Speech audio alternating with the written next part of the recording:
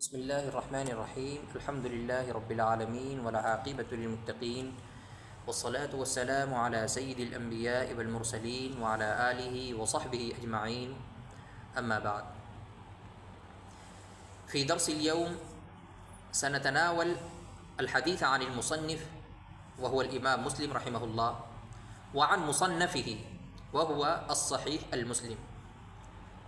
وسنتحدث أولا عن المصنف رحمه الله من عدة جوانب، يعني اسمه ونسبه وطلبه للعلم ورحلاته العلمية والشيوخ والأساتذة الذين تلقى العلم عنهم، وتلامذته الأجلاء الذين درسوا على يديه بعد النبوغ، بالإضافة إلى ثناء العلماء والأساتذة عليه بالكلمات التي تليق بمقامه، وختاما تاريخ وفاته وكيفيتها.